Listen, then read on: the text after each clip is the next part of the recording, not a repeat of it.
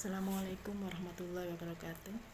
Anak-anakku sekalian, untuk hari ini kita akan membahas tentang proses produksi massal. Tentunya tentang perencanaannya dulu. Sebelum kita melakukan produksi, kita harus membuat rencana. Apa atau mengapa kita harus atau perlu membuat perencanaan terlebih dahulu sebelum kita melaksanakan proses produksi? Ya, atau mungkin kalau ada yang tahu apa saja yang harus kita rencanakan dalam proses produksi massal.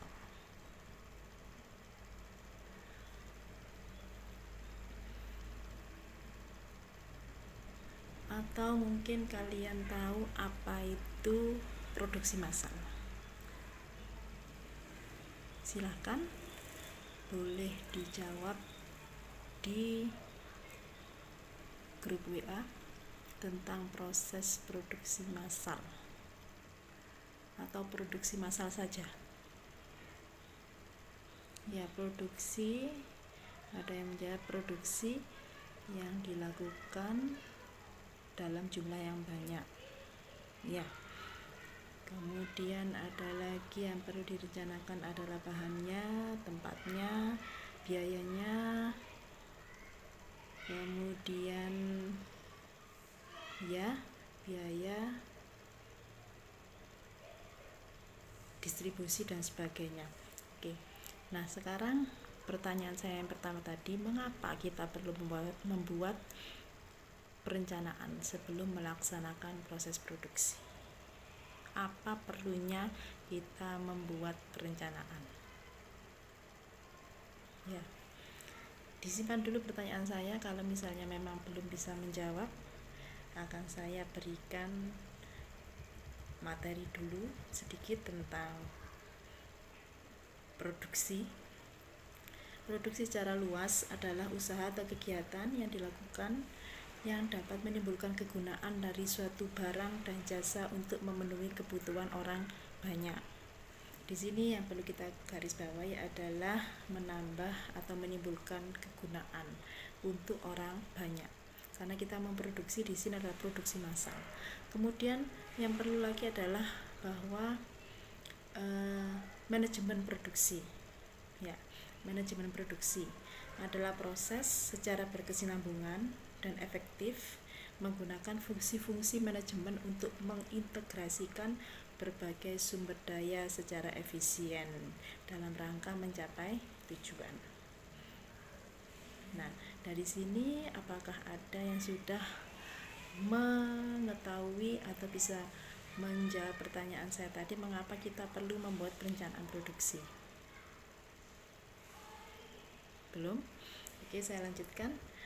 Perencanaan produksi adalah perencanaan tentang produk apa dan berapa yang akan diproduksi oleh perusahaan yang bersangkutan dalam satu periode yang akan datang. Jadi kita membuat perencanaan produksi itu untuk satu periode yang akan datang. Nah, mengapa, saya ulangi lagi, mengapa kita perlu membuat perencanaan produksi?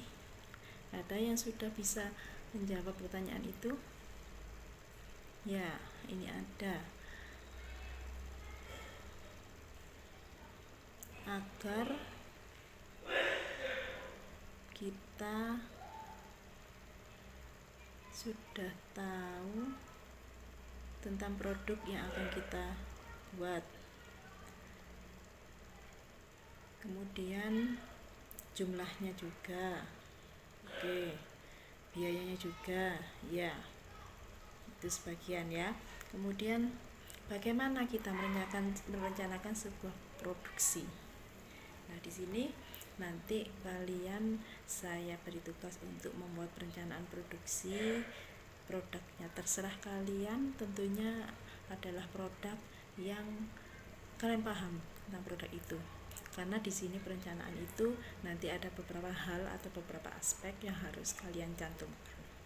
Sebelum kalian nanti praktek membuat perencanaan produksi, akan saya jelaskan dulu tentang aspek perencanaan produksi yang terkait dengan dua pertanyaan mendasar, yaitu what and how. Ya. What aspek yang pertama, aspek produk apa yang akan dibuat. Ya, ini. Jadi aspek yang penting yang pertama adalah kamu akan membuat produk apa. Ini harus jelas, harus ditentukan lebih awal. Bukan kita mencari modal dulu baru menentukan produk, tidak. Tapi kita menentukan produk dulu baru kita mencari modal, baik itu modal berupa uang maupun berupa bahan baku atau alat. Selanjutnya adalah aspek volume produk.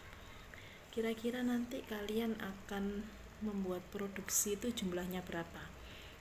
Bisa per minggu, bisa per hari, bisa per bulan. Karena itu nanti menentukan atau berimplikasi pada hal-hal yang lain, ya. Jadi kalau kamu mau produksi sedikit, berarti nanti mempersiapkan bahannya juga jangan terlalu banyak, apalagi kalau bahannya adalah bahan yang mudah rusak. Selain itu juga nanti kalau kita sudah tahu apa produk kita adalah alat apa yang akan kita perlukan, ini juga sangat menentukan. Kemudian yang C adalah aspek kombinasi produk.